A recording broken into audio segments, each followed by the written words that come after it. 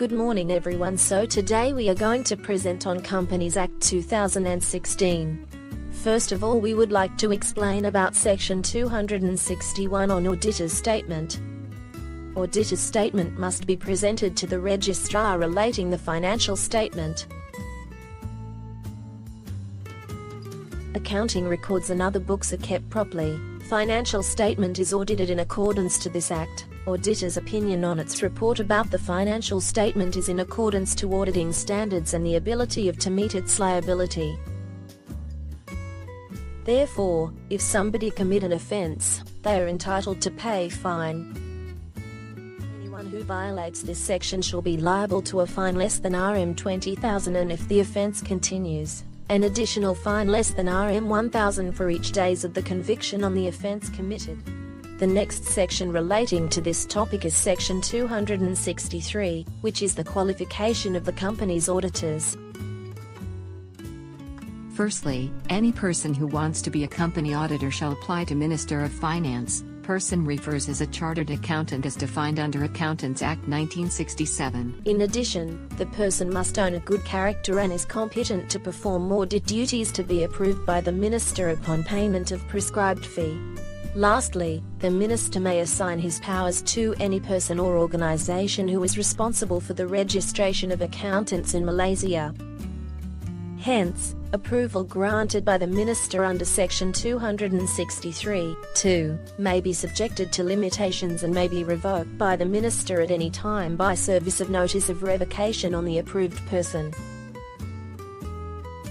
The other qualification is approved company auditor shall be enforced 2 years after date of issuance, including renewal of approval unless revoked by the Minister. Section 264. Disqualification of companies' auditors. A person must not give permission to be appointed as an auditor for any company. Next, is acting as an auditor for any company. Plus, a person also cannot prepare any report for or on behalf of a company if he is not an approved company auditor. Then, he is indebted to the company by virtue of Section 7, amounting more than Rm 25,000. Therefore, a person is disqualified for being an auditor if he is, or his spouse is an officer of the company, a partner, employer or employee of an officer in the company, a partner or employee of an officer in the company,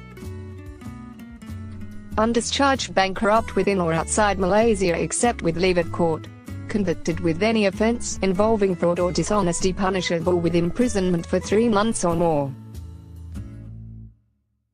On top of that, a person who is a shareholder or his spouse is a shareholder of the corporation whose employee is an officer of the company is disqualified for being an auditor.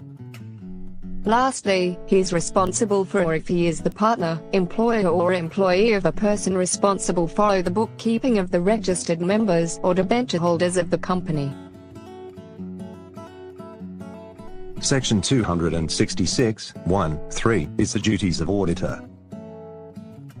Auditor of a company shall report to the members on the financial statements, company's accounting and other records relating to the financial statement, provided the reports are a.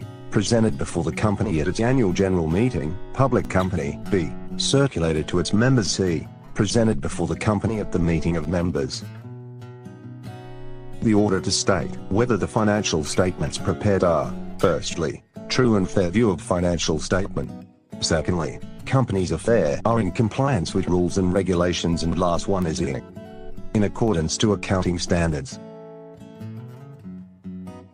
If not, the auditors should give true and fair view on matters stated in financial statement. Next, state reasons for holding opinion, and finally give opinion if director gives particular quantified financial effect. The auditor shall form opinion on obtained information and explanations. Proper accounting and records are kept as required by Act. Whether the returns received from officers are acceptable. Procedures and methods used are appropriate. Powers of auditors. Section 266, 4, until 7. First of all, auditors are entitled to a. access information and records at any time. B. Require information and explanation from any officer or auditor of the company. Besides, auditor of a holding company that requires consolidated financial statement has the rights to A. Access accounting and records including register of subsidiary. B. Require information related to affairs of subsidiary from officer of company. Section 267 Appointment of auditors for private company. Appoint auditor for each financial year. Board of Directors should appoint an auditor when there is new company, as late as 30 days before the submission of first financial statement and to fill in vacancy. Plus, member shall appoint an auditor the next following year and if the Board of Directors failed to appoint an auditor. Lastly, any directors of the company that go against this section is considered as breaching the law. Section 271. Appointment of auditors of public company. Board will appoint at each of accounting period. Subsection 1. Before annual meeting and vacancy of auditor will be filled. Subsection 2. Hold until conclusion. A. First annual meeting paragraph 2A or B. Next annual meeting paragraph 2B. Ordinary resolution appoint by members during annual meeting. If the company failed to appoint during annual meeting or failed to do so and if the board failed to appoint subsection 2.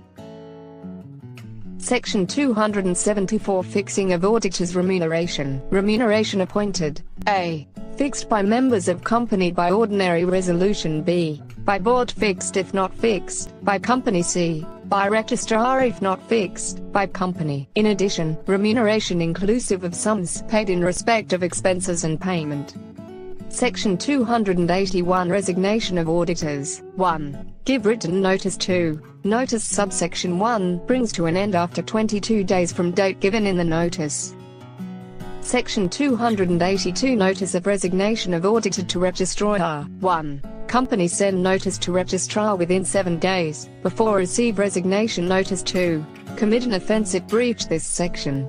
Section 283 Rights of resigning auditor of a public company. When an auditor about to resign in a public company, it should be with a statement of circumstances. The directors could conduct a general meeting for accepting the explanation. The company should A. The notice has been made due to the subsection 3. B. Every member should receive a copy of the statement. General meeting should be held for at during the 28 days from the date of the notice made under subsection 2. The notice with a reasonable length could be requested to its member. A. Before the meeting was held on auditor's requisition. B. Before the auditors resigned or proposed to fill the vacancy.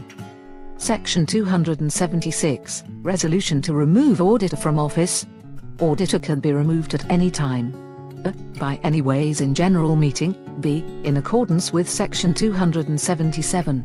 Due to respect of the auditor resignation, it should not be deprived the person removed of the compensation or damaged. Before the expiration of the auditor term, he should not be removed unless by resolution under this section. Section 277 Special notice required for resolution to remove auditor from office. First and foremost, a copy of notice of the proposal of removing the auditor should be done immediately. Then, notice should be given to the auditor to be removed in the registrar. An auditor may make a representation within 7 days with a reasonable writing linked to everyone. The presentation could be read out in the meeting if the notice is not given to the members. A copy of representation is not needing to be read out at meeting if another person is unhappy. The court will satisfy the auditor by using this section to secure needless publicity.